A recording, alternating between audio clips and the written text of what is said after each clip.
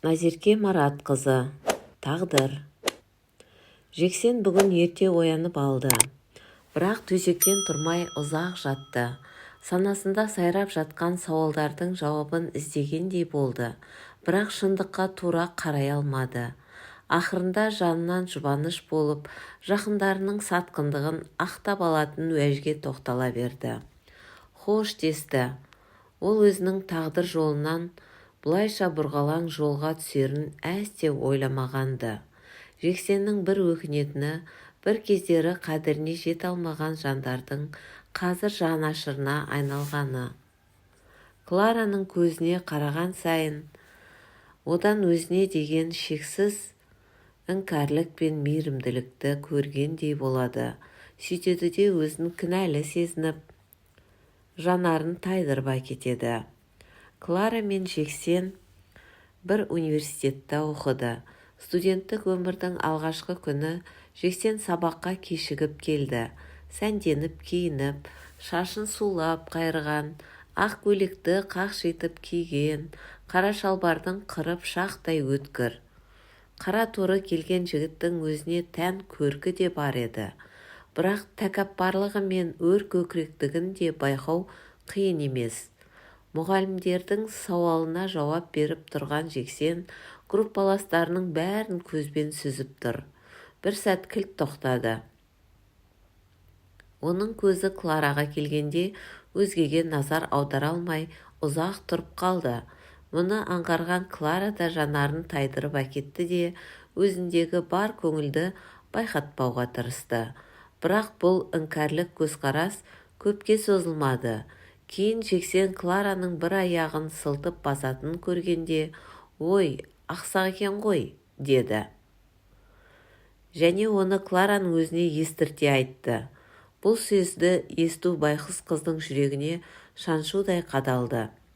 Десе де ол мұндай сөздерді қоғамда жиі естіп жүрген соң, өзіне өзгелердің шұқшия қарағанына үйреніп кеткен еді. Аяғында кемістігі бар демесең, Тәңір оған бар сұлулықты бере салған. Өзі аққұба келген, қалың қастарының астында орналасқан қос жанары ылғи нұрланып тұратын. Ол кезде ауылдан келген Клара жатақханаға орналасқан. Группаластарының көбі қалалықтар еді, болмаса пәтер жалдап тұратын байдың балалары. Жатақханадан тек Дина екеуі қатынайтын. Содан да болар, екеуі жақын дос болып араласып кетті. Алғашқы сабақ аяқталып, Дина екеуі саябақпен жатақханаға келе жатыр. Әлгі Жексен деген жігіт маған түк ұнаған жоқ, деді Дина. Неге? Қойшы, тым дөрекі ғой. Мұғалімнің сұрағына да жөнді жауап бермеді. Саған айтқаны анау, мүлде адам сыйлай білмейтін бала екен. Жаман жақсы екенін білмедім. Адам аласы ішінде деген. Әлі танып білген жоқпыз, бірақ бәрі өмірде түк қиындық көрмеген ерке балалар екені сезіліп тұр. Я, көрдің бе? Бәрінің көліктері бар, тіпті қыздардың да. Киіп алған киімдері де бағалы екендігі көрініп тұр. Бізге бір түрлі қараған сияқты. Сені қайдам? Мен мұндай көзқарасқа үйреніп кеткенмін. Сондықтан жаңа ортаға келерде өзімді дайындап келгем. Ой, Клара, сені ренжітіп алған жоқпын ба? Деген Дина кілт тоқтап қалды. Жоқ, құрбым, бәрі жақсы, деп Клара оған күлімдей қарады. Олардың әңгімесі осы жерден тоқталды.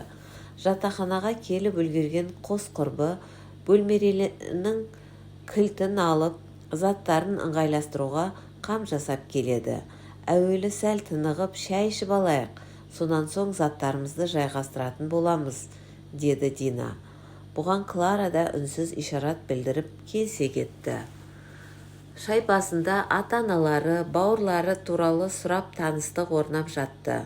Сұрауға бата алмай отырсын ғой, я, деді Клара. Нені? Деген Дина қипақтап ойын оқып қойған Клараға ештеңе сездіргісі келмеді. Бала кезімде өзімнің кемтарлығым жаныма бататын. Анамнан мұның себебін де сұрағам. Мені анам босану сәтінде жамбаспен келгенге ұқсаймын. Сонан дәрігерлер тұншығып қалмауым үшін аяғымнан тартыпты. Бастапқыда менің аяғымның кемістігі барын ешкім байқамаған. Кейін жасқа толып жүруге талпынған кезде ғана аяқтың кемтарлығын аңғарған. Бірақ ол кезде кеш болды, сүйек қалыптасып кеткен деген пайым жасапты дәрігерлер. Ата-анама да оңай соққан жоқ, менің көңілімді бағып, мәпелеп отыратын, деген Клара жанарының жасын көрсетпей жүзін бұрып әкетті. Уақыт өтіп жатты. Бұлар бір-біріне үйреніп, жақын дос болып араласа бастады. Группаластары Клараны өте білімді, алғыр екендігін байқап, ерекше құрметтейтін болды.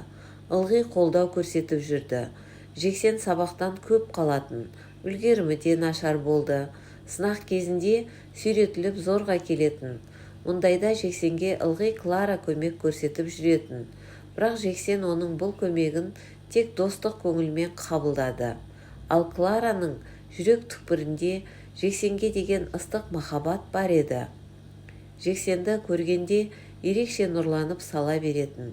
Жексен Клараға сенің көздерің сияқты әдемі көзді көрген емеспін деп жиі айтатын. Мұны естігенде Клараның бойын ерекше сезім баурап әкететін.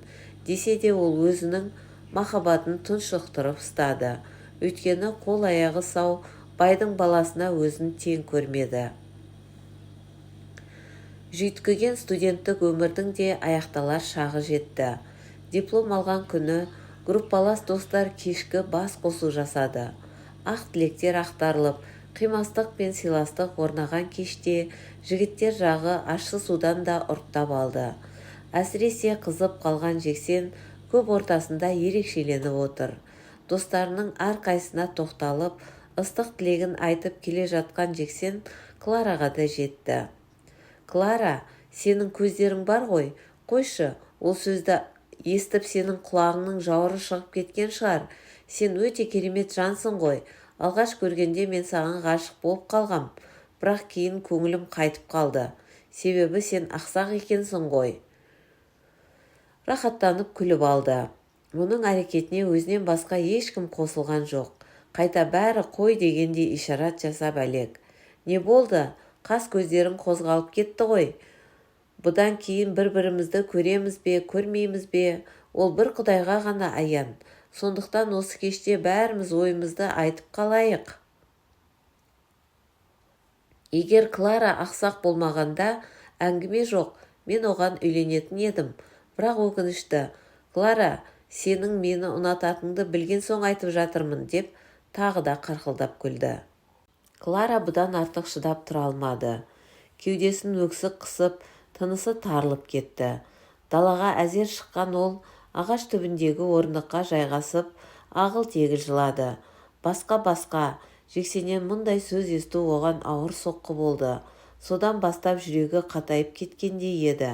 Бірақ Жексенге ештеңе деген жоқ. Тек осыдан кейін онымен жолықпасам екен, деді.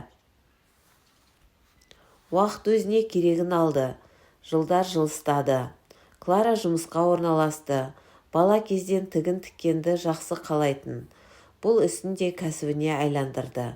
Клараның еңбекқорлығы талай жарымжан адамға жігер берді. Ақырында ол өзінің еңбекқорлығымен табысты әйелге айналды. Мүмкіндігі шектеулі жандарға қолдау көрсететін өзінің орталығын ашты. Мұнда ол тағдыр сынына түскен адамдарға психологиялық қолдау көрсетіп, панасыз қалғандарға пана болатын орталық жасады. Бірде қызметкерлері жаңадан келген науқастың 2 күннен бері төсектен тұрмай, нәр сызбай жатқандығын айтты. Қанша жаста? 40-қа таяп қалған. Не жағдай? Ауыр жол апаты салдарынан мүгедектер арбасына таңылған. Әйелі баға алмаймын деп тастап кетті. Содан бері не ем қабылдамай, не ас ішпей жатыр. Жарайды, кейінде өзім барып шығармын. Қай палата? 42. Жақсы. Сан шаруамен жүріп, Клараның есінен шығып кетті. Тек жұмыс аяғында қайтуға жиналып жатып кілт тоқтады. Үлкен дәлізбен аяңдап басып, 42 бөлмені іздеп келеді. Шеттегі ашық тұрған есік. Жайлап бөлмеге енді. Тым-тырыс. Төсекте теріс қарап ер адам жатыр екен. Азамат, рұқсат па екен? Ешкімді көргім келмейді. Жақсы, менің сізді мазалағым келмейді. Бірақ мен осы орталықтың басшысы ретінде сіздің әрекетіңізге бей-жай қарай алмаймын. Менің өмір сүргім келмейді, түсінесіз бе? Бәрі бітті. Баяғы күндер кетті. Жан-жағым толған сатқындар екен. Мына дауыс Клараға таныс. Қайдан естідім деген Клара есіне түсіре алмай тұр. Мүмкін емес, расымен ба?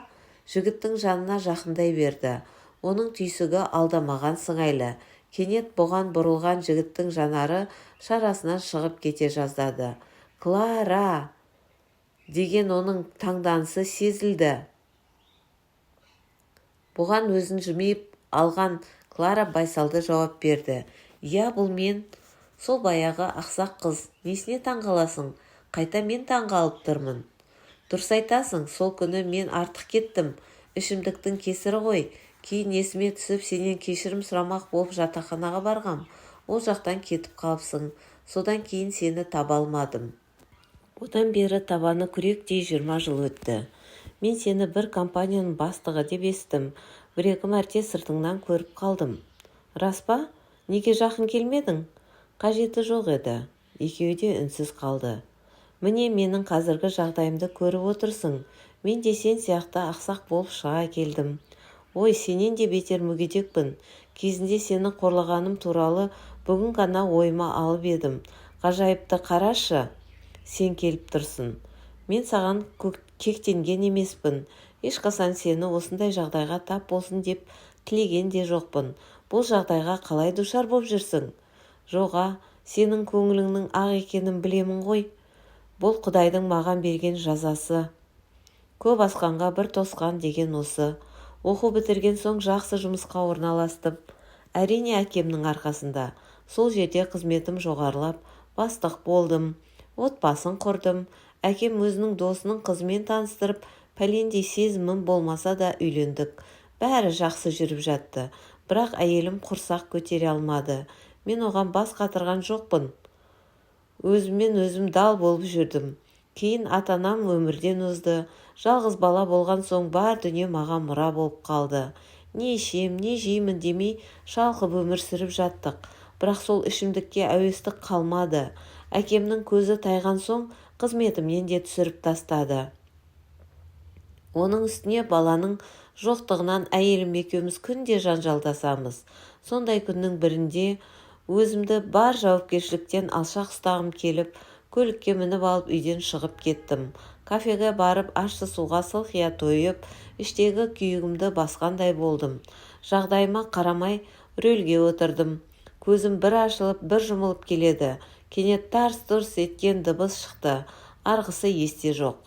Бір қарасам, аурухана төсегінде жатырмын. Жанымда әйелім егіліп отыр. Жол апаты болған екен.